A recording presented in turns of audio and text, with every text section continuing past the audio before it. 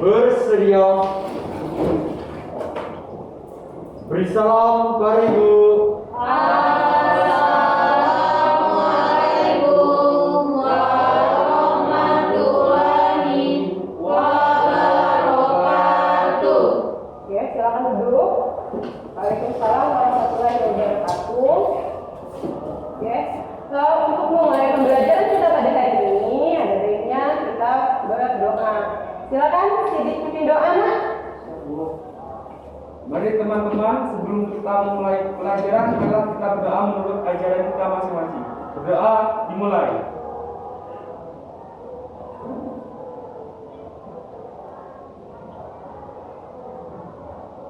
Doa selesai. Ibu absen dulu ya. Oke. Anis ada? David? Ada. Oke. Elsa? Nadia? Oke. Vicky? Keisha? Palinda? Nabila? Sakit. Oke. Kita doakan supaya cepat sembuh ya. Amin. Miri? Novi? Hadir, Bu. Rangga? Sidik? Jadi Bu. Tiara? Teddy? Tadi Bu. Oke, makasih ya. Ya, Bu. Oke. Semoga kita selalu sehat walafiat ya. Amin. Ada sedikit motivasi yang akan Ibu berikan pada kalian, yaitu majada wajada. Ada yang tahu artinya? Tidak? Oke. Apabila kamu bersungguh-sungguh, maka kamu akan meraih kesuksesan. Oke, jadi dalam belajar kamu harus bersungguh-sungguh. Apabila misalnya kamu tidak bisa, kamu cari lagi, cari guru yang lain atau cari informasi yang lain sampai kamu bisa. Ya. Kalau kamu bersungguh-sungguh dalam belajar, nanti kamu akan meraih kesuksesan dan bisa meraih cita-cita kamu. Oke ya? Ya, Bu. Oke, ada yang masih ingat pembelajaran minggu lalu? Oke, diri silakan. Pembelajaran yang lalu mengenai pengertian konflik dan faktor penyebab terjadinya konflik. Oke, ada yang menambahkan? Ada yang menambahkan? Oke, silakan, Novi. Yaitu konflik menurut Gilin adalah proses sosial di mana individu ataupun kelompok mencapai tujuan mereka secara langsung, menentang pihak lain dengan cara kekerasan. Oke, ada lagi? Ada, Bu. Oke, silakan jadi. Penyebab konflik menurut Sarjono Sukanto, yaitu yang pertama, perbedaan perasaan dan pendirian antar individu atau kelompok. Yang kedua, sifat prasangka antara kebudayaan antar masyarakat. Yang ketiga, perbedaan kepentingan dalam bidang ekonomi, sosial, dan budaya. Dan yang keempat, perubahan nilai-nilai sosial dalam masyarakat. Oke, kemarin kalian sudah belajar tentang pengertian konflik, bentuknya ya Kak, pengertiannya penyebabnya ya. Sekarang kita akan belajar tentang bentuk-bentuk konflik ya. Oke, bentuk-bentuk konflik. Adapun tujuan pembelajaran kita pada hari ini yaitu menganalisis faktor penyebab konflik sosial. Yang kedua, merumuskan upaya penyelesaian konflik. Itu ya.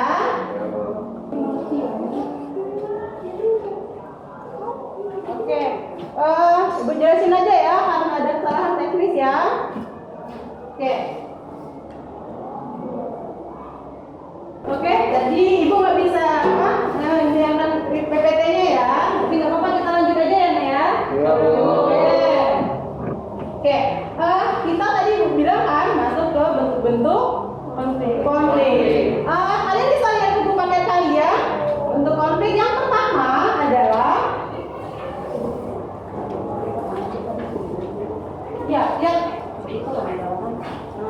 konflik apa yang pertama? Konflik yang pertama konflik apa? Jadi buku mobilnya bisa, buku paketnya gitu bisa. Oke, siapa bisa?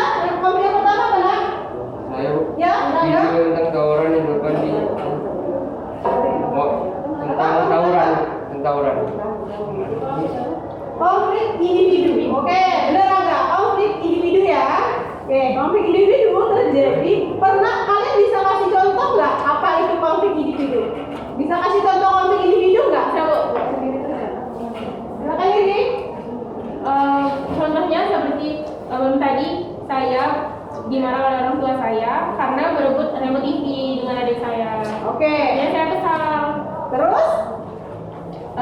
Gara-gara saya tuh mengalah terus tuh. Oke. Terjadilah konflik. Itu konflik dengan antar individu. Ada yang bisa kasih contoh lagi konflik antar individu tadi sendiri sama saudaranya ya? Oke, ada yang masih bisa kasih contoh lagi? Konflik individu? Oke, ada yang bisa kasih contoh lagi konflik dengan individu? Oke, silakan Walida. Misalnya Walida berebutan pakai Oke, berarti konflik individunya apa? Konflik individunya antara teman ya. Oke, itu konflik individu. Jadi konflik individu itu apa sih pengertiannya? Siapa bisa jelaskan? Silakan Mufti. Konflik individu yaitu konflik yang terjadi karena dilakukan oleh perorangan yang terjadi dari antara individu dengan individu lain. Oke, benar ya. Oke, paham konflik individu nah? Oke, sekarang kita ke konflik yang kedua. Konflik yang kedua apa? Oke, Elsa silakan. Konflik rasial. Oke, konflik rasial. Apa sih itu ras? Siapa yang bisa jawab? Apa itu ras? Oke, silakan. Ras adalah ciri-ciri manusia. Oke, jadi fisik manusia. Oke. Ada pernah lihat konflik ras nggak sih?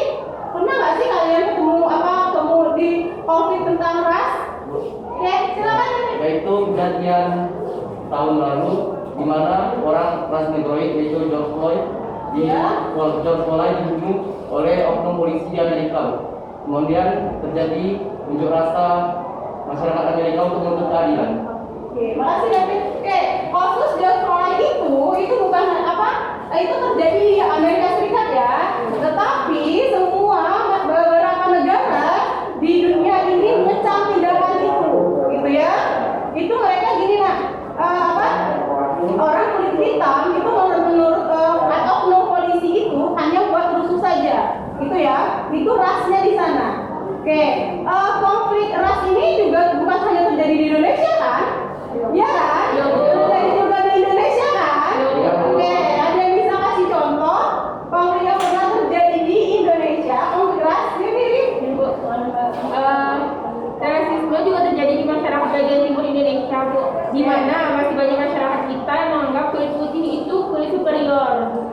Oke, Jadi terjadi di masyarakat Indonesia ini masih banyak yang menganggap bahwa kulit putih itu superior, orang putih itu cantik, gitu ya. Orang putih itu, orang yang langsung itu bagus, ganteng, gitu ya. Padahal tidak semua orang cantik. Misalnya gini kalau misalnya orangnya cantik, orangnya tinggi, putih, gitu. Tapi kalau attitude-nya nggak bagus, karakternya nggak bagus, juga nggak bagus kan? Ya. Kita jadi ilfil kan, Ya. Iya. Kita ini bisa kasih contoh, misalkan kamu tahu Bilal bin Rabah nggak? Tahu. Tahu kan? Itu siapa? Siapa yang bisa jelasin? Siapa Bilal bin Rabah? Oke, sahabat Rasulullah yang dari kalangan Buddha, berkulit hitam kan? Ya. Tapi dia dijamin untuk masuk surga. Oke, jadi bagaimanapun bentuk orang itu ciptaan Allah. Kalau kalian menghina orang, timbanglah, kritiklah, gitu ya. Berarti kalian menghina ciptaan Allah. Jadi jangan lakukan itu ya, nak. Ya. Oke, paham konflik rasis? Oke, kita lanjut ke konflik apa lagi? Konflik kelas. Apa sih konflik kelas? Bisa kasih contoh dulu apa itu konflik kelas? Oke, silakan Kesia. Konflik kelas itu adalah konflik yang terjadi karena adanya perbedaan kepentingan antar kelas di masyarakat. Misalnya tubuh perbedaan konflik antara karyawan dan perusahaan untuk menuntut kenaikan upah. Oh ya, konflik ada di Indonesia itu ada Mayday kan ya? Oke, di mana di sana mereka para buruh itu berunjuk rasa. Dan mereka berunjuk rasa karena mereka merasa pekerjaan mereka itu berat, banyak, ya, tetapi digaji dengan upah yang rendah, gitu, ya. Untuk kamu ketahui saja bahwa di Indonesia ini satu bulan itu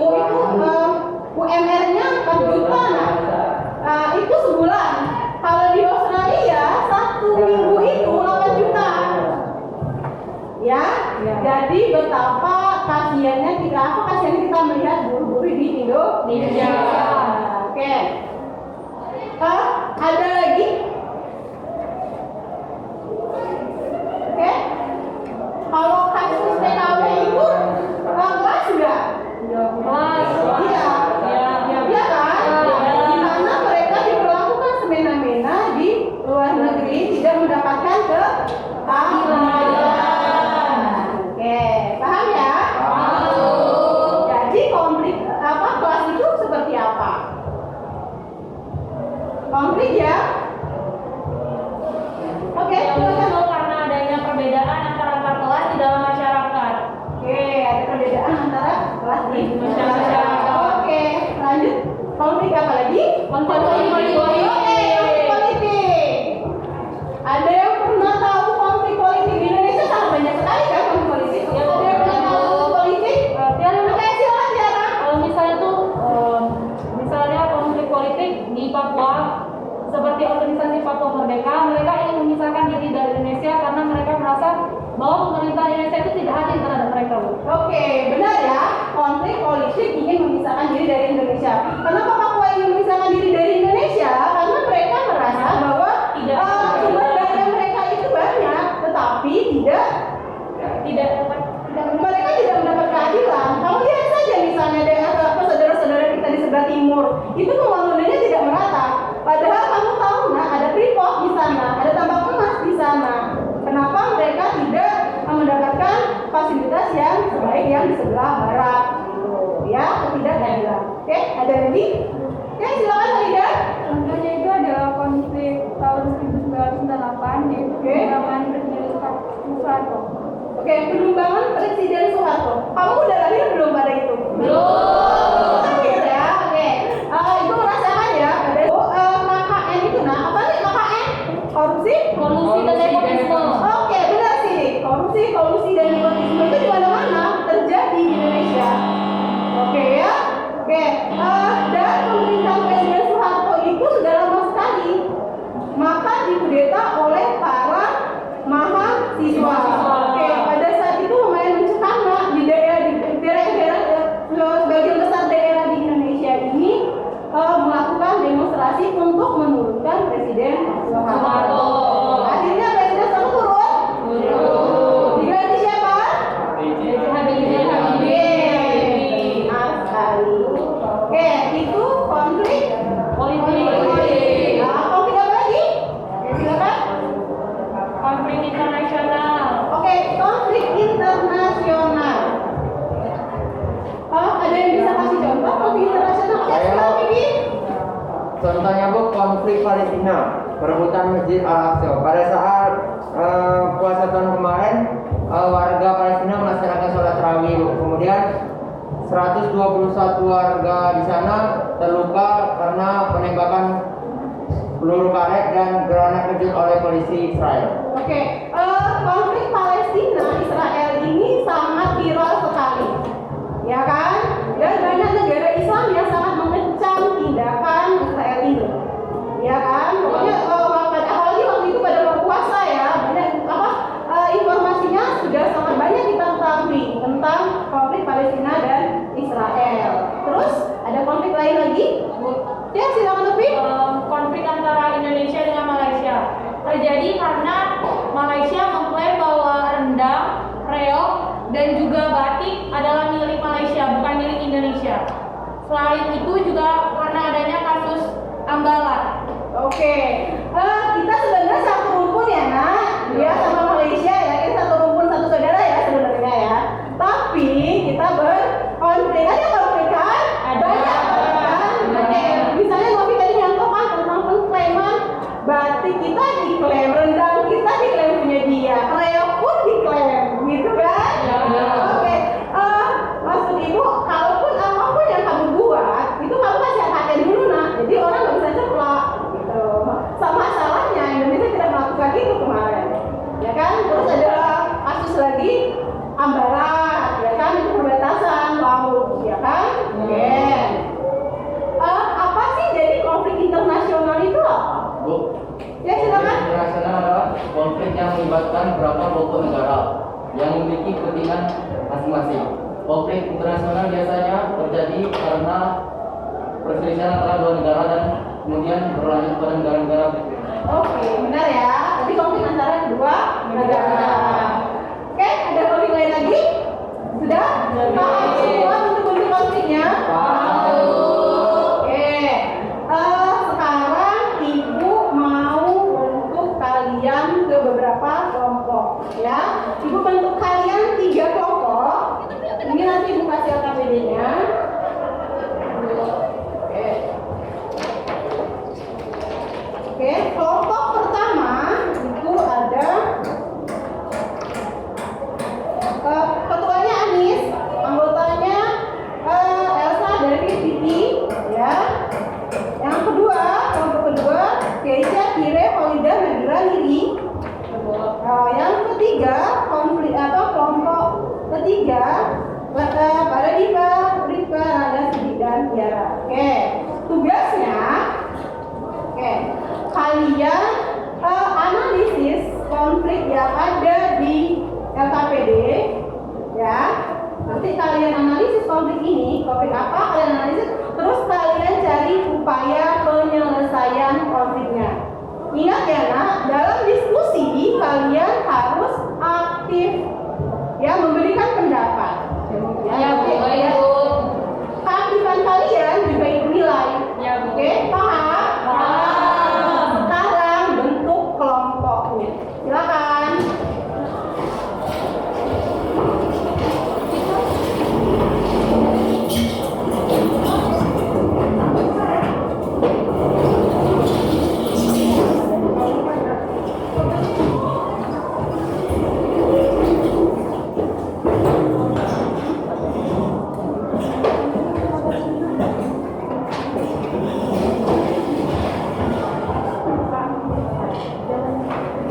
Kelompok 2.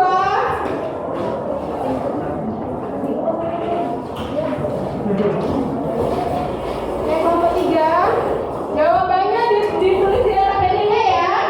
Oke, silakan bekerja.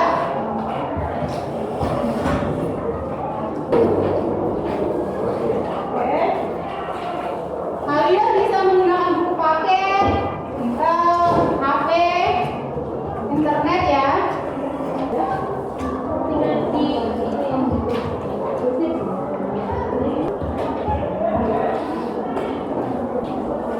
Oke, ya sudah.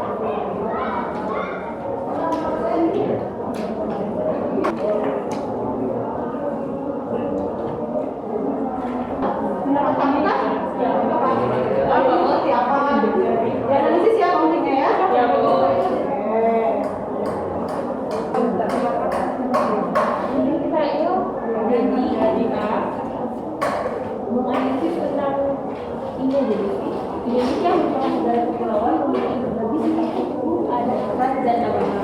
Tentunya tindakan rasisme akan sangat dekat dan mudah terjadi antara individu Indonesia. Ya, Indonesia saya. Kebijakan pemerintah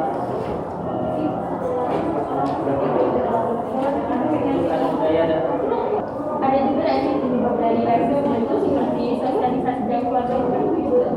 Terus keputusan kebijakan pemerintah.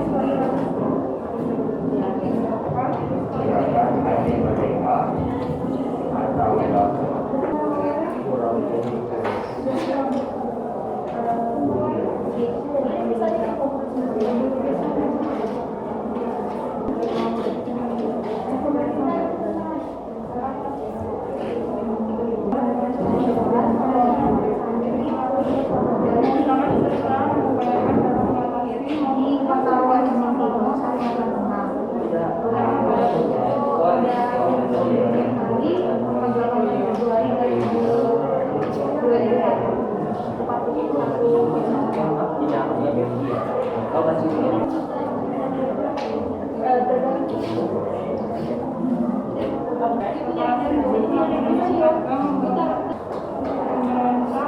terhadap kejahatan Jawa mendukung komunitas membuka senjata besar-besaran dan kembang.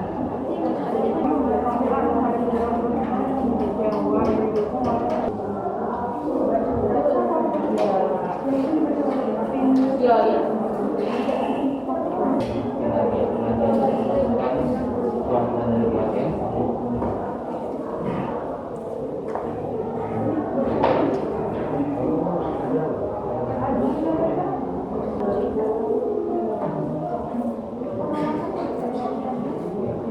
Oke, udah selesai? Dikit lagi, oke.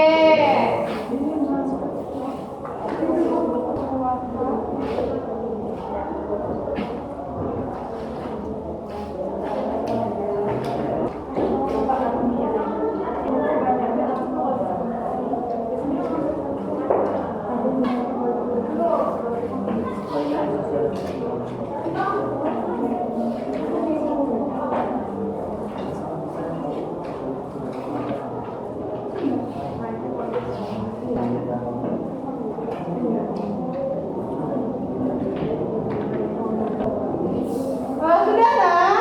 Sudah, Bu. Sudah, Bu. Oke. Berapa dikit lagi? Gila, Bu. Cepat ya. Ya, Bu. Oke, nah kalau sudah silakan kelompok 1. Sudah ya? Oke. Kalau sudah silakan kelompok 1 memaparkan hasil presentasinya. Yang lain juga ya? Ya, Bu.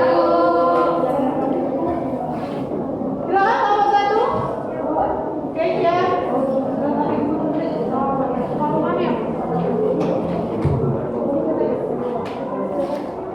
Ini dua ya.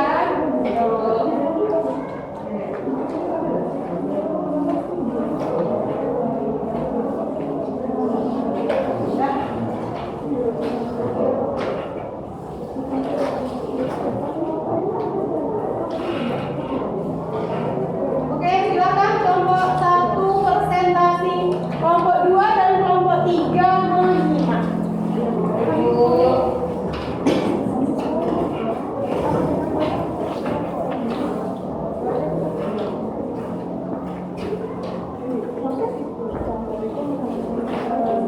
Assalamualaikum warahmatullahi wabarakatuh. Waalaikumsalam warahmatullahi wabarakatuh. Kami dari kelompok 1 akan mempresentasikan hasil diskusi kami. Kelompok 1 beranggotakan saya Geisa Dinta Melova. Saya Hulida. Saya Niko Nurni. Saya Dedi. Kami akan membahas tentang rasisme. Indonesia merupakan negara kepulauan, memiliki berbagai macam suku, adat, ras, dan agama. Tentunya, tindakan rasisme sangat dekat dan mudah terjadi antar individu di Indonesia. Rasisme cukup banyak terjadi di Indonesia, namun sangat jarang untuk dibahas karena termasuk isu yang sensitif. Perlakuan rasis layaknya sudah mengakar dalam budaya dan sejarah Indonesia dengan bentuk kekerasan fisik dan psikis. Misalnya saja pada mahasiswa asal Papua yang tinggal di kota besar seperti Surabaya juga mengalami kasus yang serupa. Selanjutnya kan lanjutkan dengan Teddy. Pada tanggal 16 Agustus 2019, sebuah gerbang asrama didatangi oleh sekelompok personal TNI karena terlihat ada sebuah bendera merah putih yang dipasang pemerintah kota Surabaya dan keseluruhan Satpol PP dan ormas berdatangan mengepung asrama tersebut hingga esoknya 43 mahasiswa Papua yang ditangkap telah dibebaskan karena tak ada bukti kuat atas tuduhan kasus penghinaan lambang negara. Seorang mahasiswi asal Papua, Tasya Marian dari Wamena, menceritakan sedikit kisah ibunya berjuang untuk beradaptasi di Jakarta. Beberapa toko enggan melayaninya dengan baik.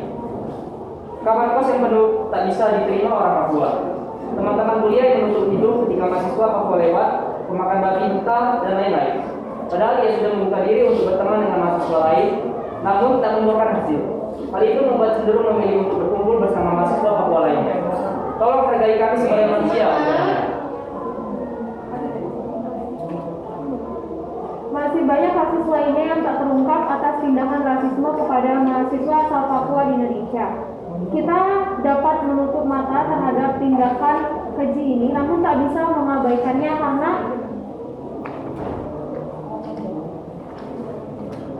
merupakan sebuah kenyataan pahit bagi mereka yang mengalaminya hampir setiap waktu. Ketidakadilan adalah hal yang harus diakhiri.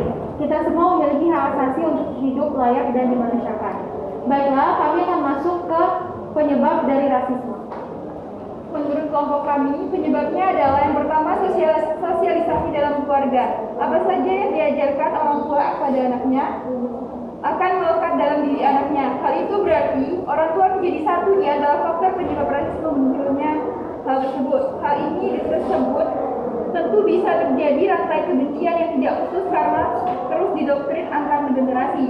Yang kedua, pusat kebijakan pemerintah. Umumnya, penyebab rasisme yang paling sering terjadi karena pusat kebijakan pemerintah, termasuk di Indonesia. Hal tersebut dipengaruhi oleh keotoriteran dari pemimpin dalam pemerintah. Terus selanjutnya yang ketiga, yaitu budaya serta adat istiadat. Budaya dan adat istiadat setiap pelosok daerah atau bangsa tentu berbeda-beda yang otomatis mempengaruhi pikiran, pemahaman, serta perasaan antar golongan. Selain penyebab yang disebutkan di atas, penyebab rasisme muncul yang lain adalah karena kesenjangan ekonomi, kesenjangan sarana dan prasarana, dan rasa cinta yang berlebihan serta munculnya rasa iri. Upaya penyelesaian kasus ini menurut kelompok kami yaitu menghentikan perilaku rasis dapat dimulai dengan cara mengubah pandangan kita. Kita harus mulai menetralisir konsep tentang diri dan sekalian dan mulai memperlakukan setiap orang secara tanpa peduli apapun warna kulit mereka. Hal ini juga dapat dimulai dengan berhenti percaya terhadap supremasi kulit putih dan mengakhiri pandangan yang minor terhadap orang berkulit gelap. Kita bergerak bersama untuk sepenuhnya percaya pada paham bahwa semua ras adalah sederajat. Artinya, kita harus dapat menghargai setiap orang secara setara dan juga secara alami melihat bahwa setiap orang memiliki harkat dan martabat yang sama. Baiklah, itulah hasil diskusi dari kelompok kami. Apakah ada yang ingin bertanya? Ya. Oke, silakan siapa yang bertanya? Silakan Vicky. Pertanyaan untuk kelompok 2, jelaskan untuk kelompok 1 maaf. Jelaskan bagaimana cara untuk menghindari sikap rasis. Ya, silakan. Di sana. Baiklah, jadi akan menjawab pertanyaan dari kelompok 2. Jawaban untuk kelompok 2 yaitu coba melihat dari sudut pandang orang lain. Bila kamu di posisi mereka, apa yang kamu rasakan? Jadi jika terlanjur punya stereotip, cobalah sedikit demi sedikit atau cobalah merespon orang lain dengan cara yang lebih baik. Karena mereka juga ciptaan Allah dan di mata Allah kita semua sama, yang membedakan kita adalah amalan kita. Gimana Vicky? Jawabannya? Ada yang ditanyakan lagi dari untuk kelompok 1, kelompok 2 sama kelompok 3? Oke, paham? Baiklah, terima kasih atas pertanyaan dan perhatiannya. Kami akhiri. Wassalamualaikum warahmatullahi wabarakatuh. Waalaikumsalam warahmatullahi wabarakatuh. Ya. Oke, sekarang kelompok 2 silakan maju.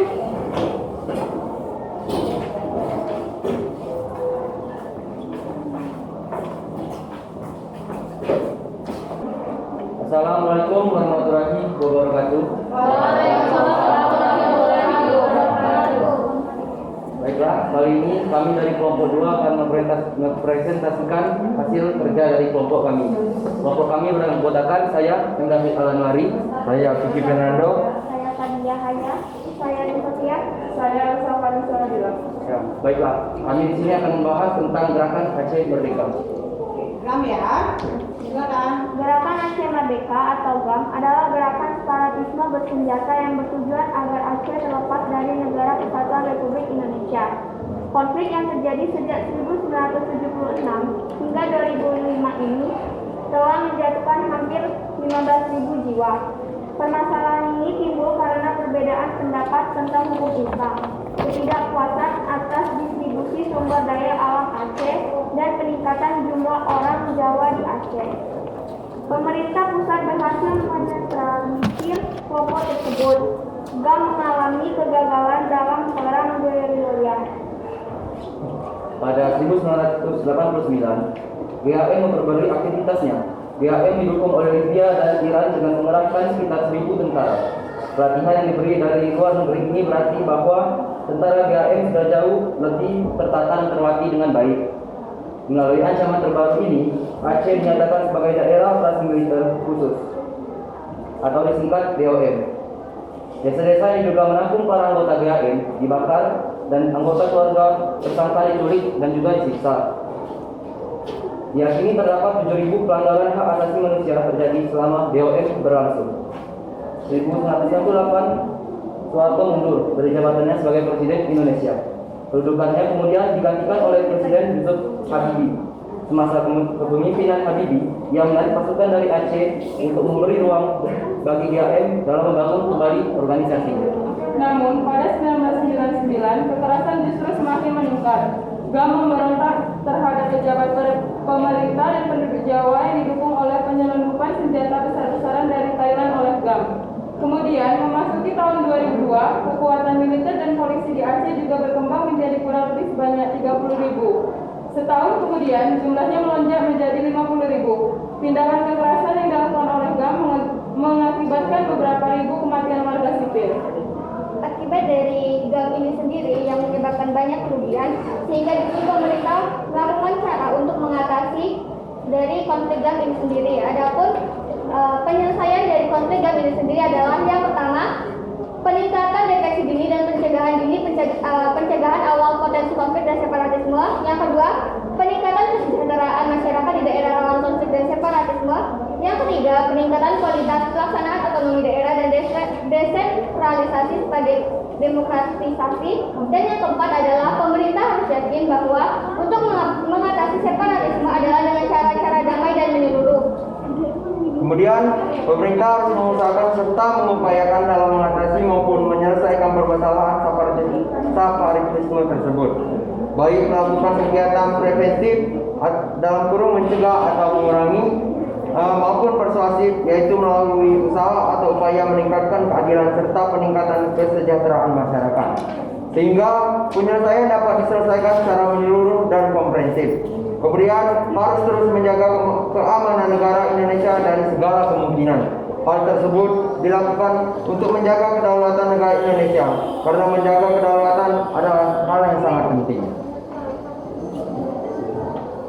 Baiklah, mungkin sekian presentasi dari kelompok kami. Apakah ada yang ingin bertanya? Siapa yang bertanya?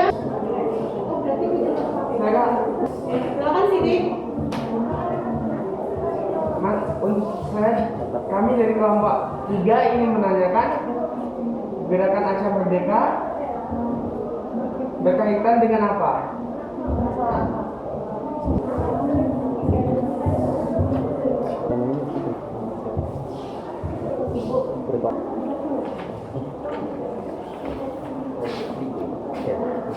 Baiklah, saya akan menjawab pertanyaan dari kelompok 3. Pertanyaannya yaitu berkaitan dengan masalah apa ekonomi Aceh? Gerakan Aceh Merdeka. Ya, masalah ini berkaitan dengan masalah ekonomi Aceh. Pada masa pemerintahan Orde Baru, eksploitasi sumber daya alam yang berupa minyak dan gas. Selama masa periode ini, Aceh menjadi sumber pendapatan utama negara Indonesia. Hampir semua pendapatan minyak dan gas dari produksi dan ekspor di Aceh dialokasikan untuk pemerintah pusat. Ditambah lagi, pembagian sumber daya alam tersebut tidak adil. Bagaimana kelompok 1? Jelas. Jelas. Silakan. Ada yang bertanya lagi, nak? Oke. Kalau nggak ada, Sekian presentasi dari kelompok kami. Terima kasih atas perhatiannya. Wassalamualaikum warahmatullahi wabarakatuh.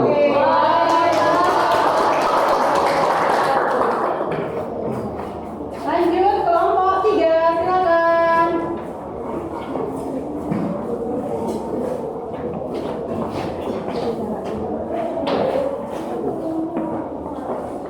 Assalamualaikum warahmatullahi wabarakatuh.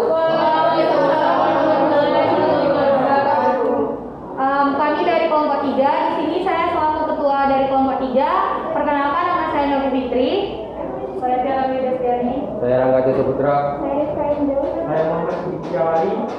Di sini kami dari kelompok 3 akan menjelaskan mengenai konflik Sampit. Baik, sebelum itu kita harus mengetahui latar belakang dari konflik Sampit. Pada saat itu, penduduk Madura pertama kali tiba di Kalimantan Tengah tahun 1930 di bawah program transmigrasi yang dirancangkan pemerintah kolonial Belanda. Hingga tahun 2000, transmigran asal Madura telah membentuk 21% populasi Kalimantan Tengah. Suku Dayak mulai merasa tidak puas dengan persaingan yang terus datang dari Madura.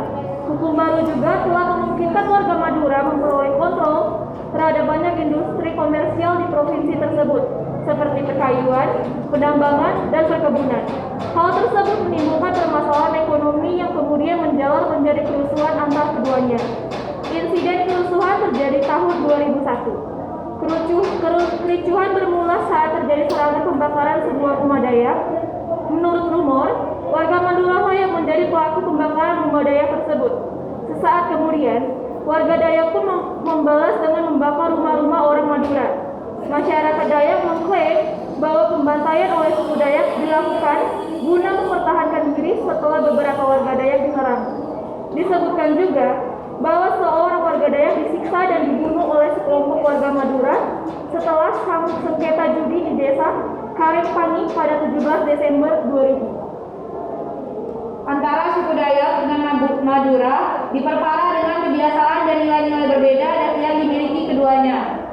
Pertengahan Desember tahun 2000, seorang elit Dayak bernama Sandong tewas akibat luka bacok yang ia dapat. Kejadian ini kemudian membuat keluarga dan tetangga Sandong merasa sangat marah. Dampak 2 hari setelah peristiwa tersebut, 300 warga Dayak mendatangi lokasi tewasnya Sandong untuk mencari sang pelaku. Tak berhasil menemukan pelakunya, kelompok warga Dayak melampiaskan kemarahannya dengan merusak 9 rumah, 2 mobil, 5 motor, 2 tempat karaoke, dan beberapa orang dari suku Madura dipenggal kepalanya oleh orang Dayak. Penyerangan ini lantas membuat 1.335 orang Madura pun mengungsi. Menurut kelompok kami, upaya yang bisa dilakukan untuk mengatasi konflik ini dengan cara pemerintah dapat meningkatkan keamanan, masyarakat juga harus lebih bijak terhadap informasi yang didapatkan, dan apabila terjadi gejolak konflik harus cepat dikoordinasikan. Dalam masyarakat juga dihimbau jangan pernah mementingkan kelompok dan mengorbankan orang banyak, menangkap provokator dan mengadakan rehabilitasi mental. Rehabilitasi mental ini dianggap perlu sebab konflik ini memunculkan trauma terhadap masyarakat di Madura yang banyak menjadi korban pemenggalan suku Dayak. Baiklah, bagi teman-teman, apakah ada yang ingin ditanyakan mengenai penjelasan dari kami? Baiklah, jadi kami persilakan. Perkenalkan, nama saya Ridwan Murni, kami dari kelompok 1. Kami ingin bertanya, bagaimana keadaan masyarakat Sampit pasca kasus Sampit terjadi? Baiklah, terima kasih atas pertanyaannya. Izinkan kami untuk berdiskusi terlebih dahulu.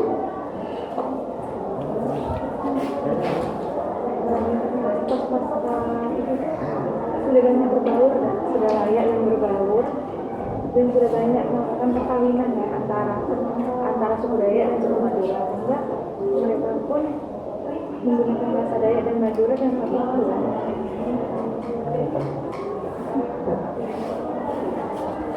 Saya akan menjawab pertanyaan dari kelompok 1. Pada pasca terjadinya konflik Sampit, pada saat ini orang-orang Madura dan Dayak sudah dapat berbaur dan sudah banyak yang melakukan perkawinan sila.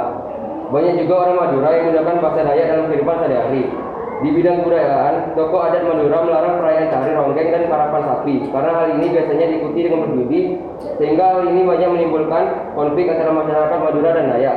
Bahkan tokoh adat Madura mengatakan bila ada orang Madura yang susah diatur maka akan dikembalikan ke Madura. Ada tanggapan? Cukup ya? Apakah yang lain teman-teman masih ada yang ingin ditanyakan? Tidak. Baiklah, itulah presentasi dari kelompok kami. Terima kasih dan wassalamualaikum warahmatullahi wabarakatuh. Waalaikumsalam warahmatullahi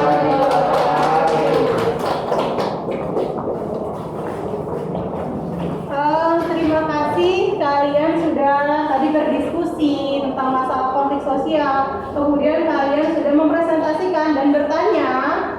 ya.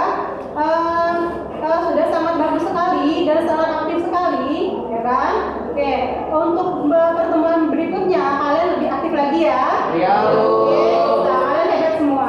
Oke, ada yang ditanyakan dari materi hari ini? Ada yang ditanyakan, nak? Oh, ya, oke. Ada yang bisa memberi kesimpulan pada pembelajaran hari ini? Siapa yang bisa? Silakan Tiara. Pada hari ini kita sudah belajar mengenai bentuk-bentuk konflik, yaitu konflik antar individu, konflik antar kelas, politik, dan juga konflik internasional. Oke, ada yang menambahkan? Oke, silakan Anis. Berdasarkan pembelajaran kita pada hari ini dapat diketahui bahwasannya konflik sosial adalah sebuah konflik yang selalu ada pada diri manusia yang tidak dapat dihilangkan karena pada setiap manusia memiliki tujuan dan kepentingan yang berbeda sehingga setiap manusia tidak mungkin memiliki kepentingan yang sama sehingga terjadi bertabrakan antar pendapat manusia itu sendiri sehingga dapat menyebabkan konflik.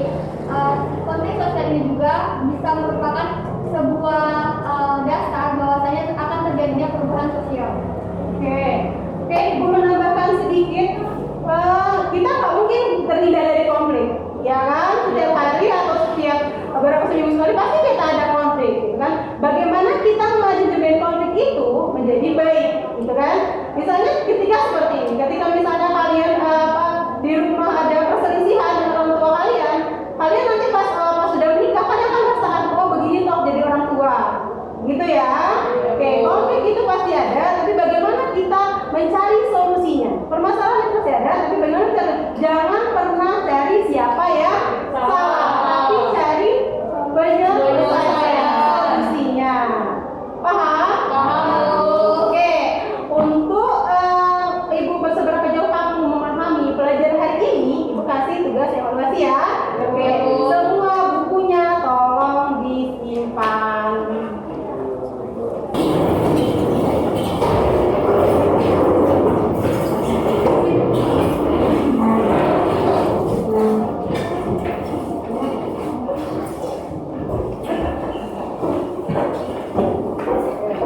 Kerjakan ya.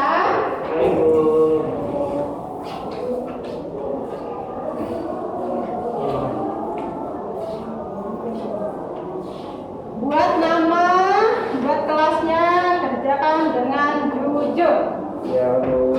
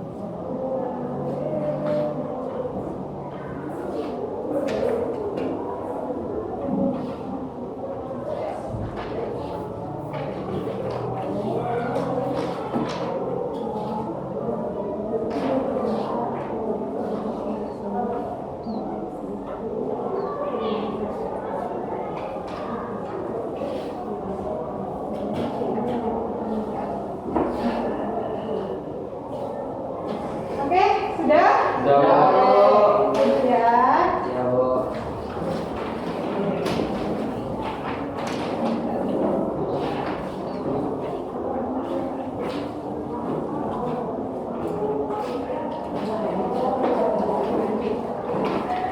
Oke.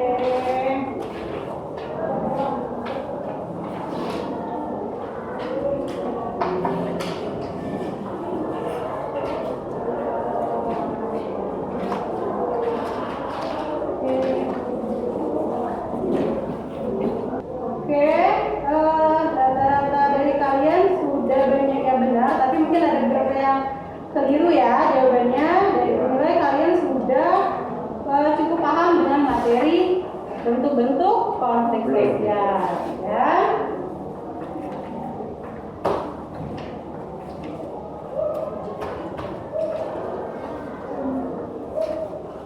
Oke, bagaimana pembelajaran hari ini? Oke, ada silakan Opi. Pelajaran hari ini sudah menyenangkan karena kami melakukan presentasi sehingga dapat berdiskusi di dalam kelompok, dan dengan hal ini kami dapat lebih mengerti tentang materi yang dipelajari pada hari ini. Oke, ada yang tambahkan? Oke, cukup? Menyenangkan? Dan sudah dipahami? Ya. Alhamdulillah. Oke, untuk pertemuan minggu depan kita akan mempelajari dampak konflik sosial. Oke ya. Oke, pertemuan hari ini cukup sekian. Terima kasih. Jaga terus protokol kesehatannya.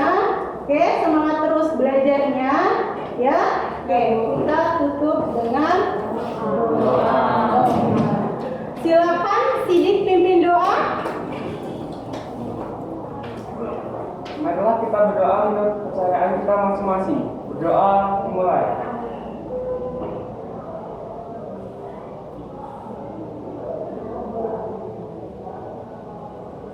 Doa selesai. Oke, terima kasih. Semoga ilmu yang Ibu akan berikan pada kamu bermanfaat untuk kalian semua. Ibu akhiri. Wassalamualaikum warahmatullahi wabarakatuh. Waalaikumsalam warahmatullahi wabarakatuh. Bersedia. Beri salam kepada Ibu. Assalamualaikum warahmatullahi wabarakatuh. Oke, wassalamualaikum warahmatullahi wabarakatuh. Kasih Bu. Oke, sama-sama hati-hati di jalan ya. Kasih Bu. Kasih Bu.